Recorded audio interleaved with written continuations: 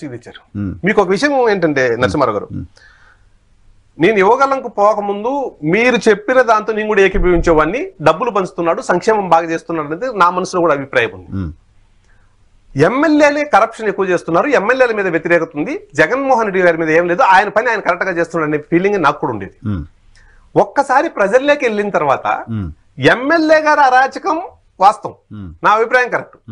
జగన్మోహన్ రెడ్డి గారి మీద ఎమ్మెల్యేల గారి కంటే ఎక్కువ ఉంది. ఓకే, ఎమ్మెల్యేల పైన కంటే జగన్మోహన్ రెడ్డి గారి మీదనే ఎక్కువ కోపం. మనం వాళ్ళ దృష్టికి తీసుకుపోయే పనిలే. ఏ ఇంటికి పోయినా అయ్యా ఈ చేత్తో 10 రూపాయలు ఇస్తున్నాడు, ఈ చేత్తో 100 రూపాయలు లాగేస్తున్నాడు, అయ్యా ఈ రేట్లు పెరిగినాయని చెప్పి వాళ్ళే లోకేష్ గారి దగ్గరకు వచ్చి చెప్పే పని. సో ఇప్పుడు యువగలంలో మీరు ప్రజలు పడుతున్న ఇబ్బందులు చూశారు, ప్రజలకు ఏం చేస్తామో చెప్పారు, జగన్మోహన్ రెడ్డి ఇచ్చిన హామీలు ఏమి అమలు చేయలేదో మీ దృష్టికి వచ్చాయి. సో యువగలం కంక్లూజన్ అది. లోకేష్ గారితో మీరు నడుస్తున్న సందర్భంగా లోకేష్ గారిలో మీరు అబ్జర్వ్ చేసిన చేంజెస్ ఏంటి సార్? అసలు యువగలం ముందు లోకేష్ గారు, మీరు కూడా చాలా దగ్గరగా చూసింటారు లోకేష్ గారిని, ఆయన అభిప్రాయం ఏదైనా మొహాన చెప్పేస్తాడు సార్. దాపరికాలు ఉండవు, మళ్ళీ చూద్దాం అనేది ఉండదు. సూర్యప్రకాష్ పోయి సార్ నా బిడ్డకు ఒక మెడిసిన్ సీట్ కావాలా అని అడిగాను అనుకోండి, సపోజ్ ఆయన చేసే అవకాశం ఉంటే, నా బిడ్డ ఇప్పుడు 5వ తరగతి చదువుతాను సార్, నాకు మెడిసిన్ సీట్, నా బిడ్డను మెడిసిన్ సీట్ చదివించండి అని చెప్తే, నా బిడ్డ ఇంటర్ సెకండ్ ఇయర్కి వచ్చే టయానికి లోకేష్ గారి ఆఫీస్ నుంచి ఫోన్ వస్తుంది. నువ్వు లోకేష్ గారిని మెడిసిన్ సీట్ అడిగావు 5th క్లాస్లో, ఇప్పుడు మీ అమ్మాయి ఇంటర్ సెకండ్ ఇయర్ వచ్చి సార్న కలువు సీట్ ఇస్తారు అంటారు. అంటే 7 సంవత్సరాల తర్వాత కూడా ఆ స్థాయి మానిటరింగ్ ఉంటుంది లోకేష్ గారి దగ్గర. నేను పోయి ఉపరాష్ట్రపతి అడిగా, నాది ఆ స్థాయి కాదు, నాకు ఆ పదవి ఆయన నీలేడు, ఆయన చేతుల్లో ఉండదు. మిగతా రాజకీయ నాయకులు జగన్మోహన్ రెడ్డి గారు లేదంటే అమెరికా ప్రెసిడెంట్ కూడా చేస్తామంటారు. లోకేష్ గారు ఆ నుంచి కాదు, నేను ఇవ్వను, మీరు లేచిపోవచ్చండి అంటాడు. అదే రాజకీయ, ఆయన బలం బలహీనత రెండు అదే కావచ్చు. ఓవర్ హానెస్ట్ గా ఉంటాడు. చెప్పే విధానంలో చూద్దాంలే అంటే నేను ఆశగా బయటపోతానేమో, ఆయన చూద్దామని నాకు చేయలేదని వాళ్ళ భవిష్యత్తులో అనుకుంటా. ఇక్కడ లోకేష్ గారి దగ్గర అది ఉండదు. నేను ఇవ్వను, నా చేతుల్లో లేదు, మీరు లేచి వెళ్ళొచ్చండి అంటాడు.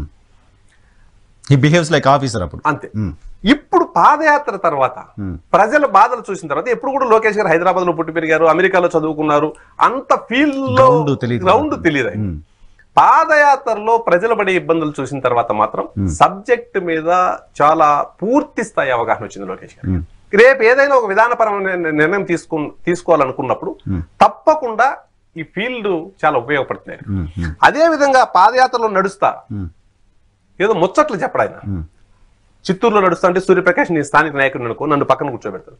ఇక్కడ ఏంది సమస్యలు, ఏం చేస్తే బాగుంటుంది, మనం వస్తే ఉండే బడ్జెట్ లో ఏం చేయగలం, ఏం చేస్తే చరిత్రలో నిలిచిపోగలం, కర్నూలు పార్లమెంట్ లో ఏం చేస్తాం, నంద్యాల పార్లమెంట్ లో ఏం చేస్తాం, ఒక్కొక్క దగ్గర ఒక సమస్యలు ఉన్నాయి, దీన్ని రెక్టిఫికేషన్కి ఏం చేయాలి, ఇట్లా ప్రతి దగ్గర సమస్యలు, ఆ సమస్యలకు పరిష్కారం కోసం ఏం చేయాలో ఒక బ్లూ ప్రింట్ తయారు చేసుకున్నాడు ప్రతి దగ్గర. ఆ బ్లూ ప్రింట్ తయారు చేసుకుని రాయలసీమ డిక్లరేషన్ ఇచ్చారు.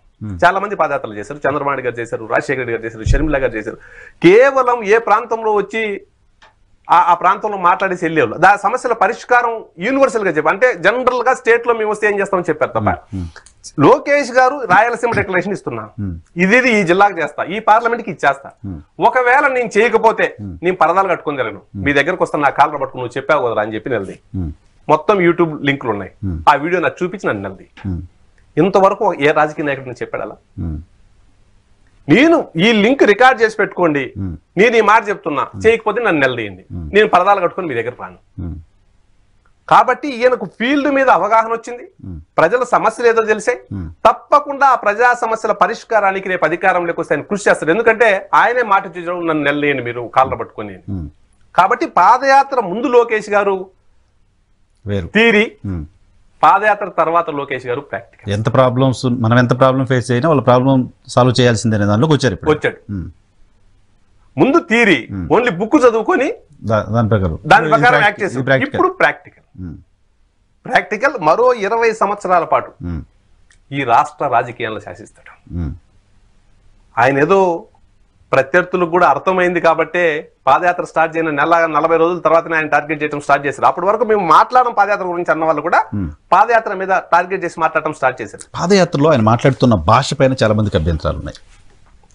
లోకేష్ గారు మీరు ఏ వీడియో అన్నది సార్, సీఎం గారిని సైకో అన్నాడు, మిగతా వాళ్ళ అవినీతి బయట పెట్టాడు, వాళ్ళకు ఒక పేరు పెట్టాడు తప్ప బూతు లెక్కలా మాట్లాడలేదు ఆయన. బట్టలు ఇప్పుతంతాను, బట్టలు ఇప్పి కొడతారు ప్రజలు అన్నాడు.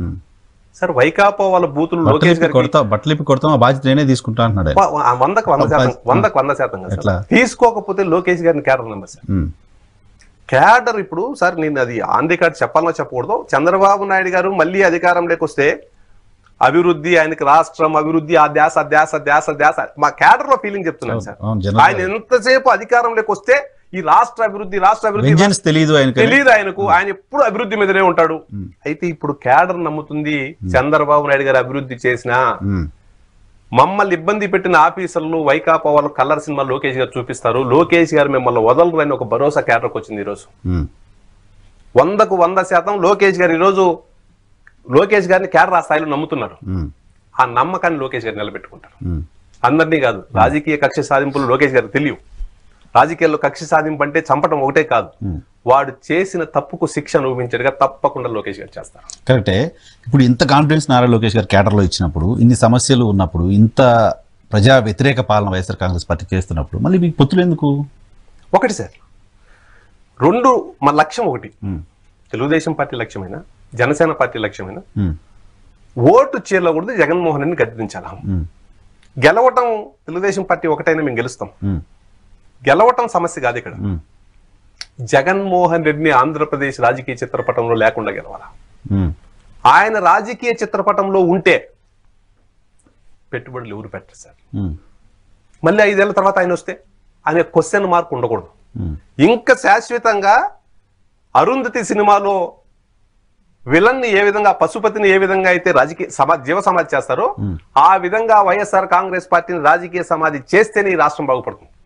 దానికోసం పొత్తులు. మీరు గెలవడానికి కాదు, మేము గెలవడం కోసం కానే కాదు, వైసీపీని చంపేయడానికి, వైసీపీని రాజకీయ సమాధి చేయటానికి మరో 20 సంవత్సరాల పాటు ఆ సమాధిలో నుంచి వైఎస్ఆర్ కాంగ్రెస్ పార్టీ బయట రాకుండా ఉండటానికి. 20 సంవత్సరాల లోపు వైఎస్ఆర్ కాంగ్రెస్ పార్టీ బయట వస్తే మళ్ళా ఇన్వెస్టర్లు భయపడతారు, మళ్ళా వాడు వస్తాడేమో. మీరు ఒక్కలైతే చేయలేరా పని, సమాధి చేయలేరా? అంటే వాళ్ళకు 30 సీట్లు వచ్చిన ఇన్వెస్టర్స్ భయం. ఆ పరిస్థితి లేకుండా వాళ్ళని సింగిల్ డిజిట్ కి పరిమితం చేయాలి.